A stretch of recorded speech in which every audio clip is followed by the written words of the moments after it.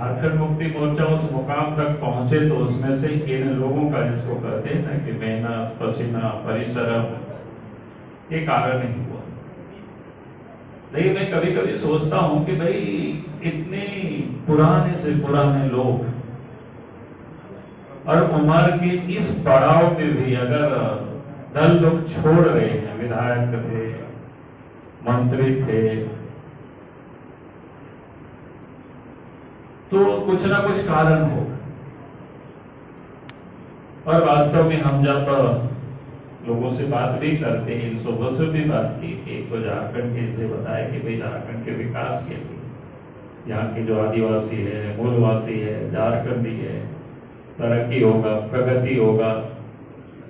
और इस उद्देश्य को लेकर के जब काम किए, सरकार भी लोगों ने बनाई, लेकिन सरकार बनने के बाद यहाँ के लोगों को तो लाभ नहीं मिला। लाभ तो उन लोगों का अब मिलने लगा जिन लोगों का झारखंड आंदोलन से कोई मतलब नहीं रहा है, झारखंड की लड़ाई से कोई मतलब नहीं रहा है, बल्कि झारखंड वासियों से भी उन लोगों का कोई नहीं, आदिवासी से मतलब, ना मूलवासियों से मतलब।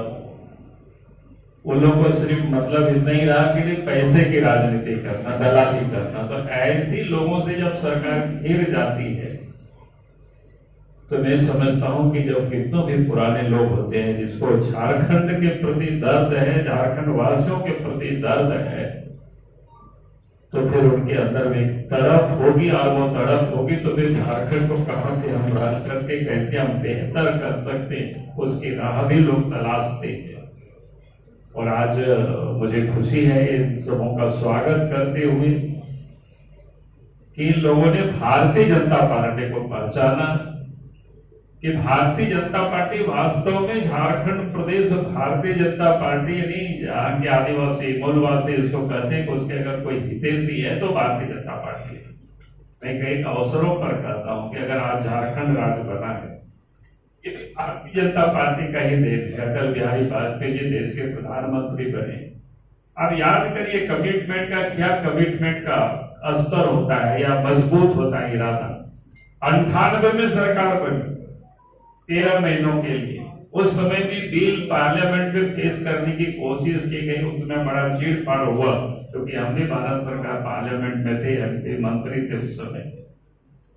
और 99 में सरकार गिर गई 13 महीनों के बाद। उस समय बिल पेश नहीं हो पाया ठीक से और पास भी नहीं हुआ। तो फिर 99 में सरकार फिर अटल बिहारी वाजपेयी जी के नेतृत्व में एनडीए गठबंधन की सरकार बनी।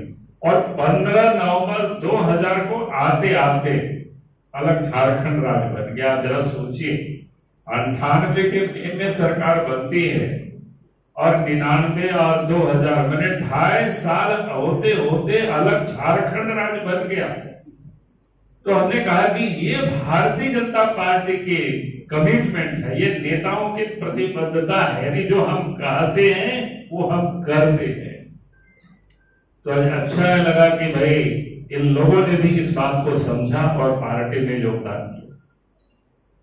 और आदिवासी मंत्रालय आज आप देख रहे हो भारत सरकार में, वो भी किसने बनाया? अटल बिहारी वाजपेयी जी ने अलग किया कि आदिवासियों की समस्या अलग प्रकार से होती है, उसके लिए अलग मंत्रालय होना चाहिए। वो भी बीजेपी की सरकार ने, अटल जी ने। फिर अटल जी की ही सरकार ने आप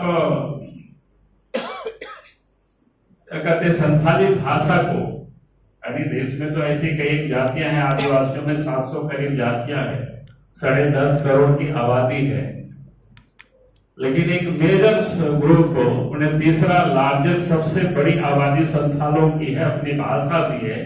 उस संथाली भाषा को भी भारत के संविधान के 8वीं अनुसूची में जगह दिया किसी ने, तो इस देश के प्रधानमंत्री उस समय के सर्वोदय अटल बिहारी वाजपेयी जी।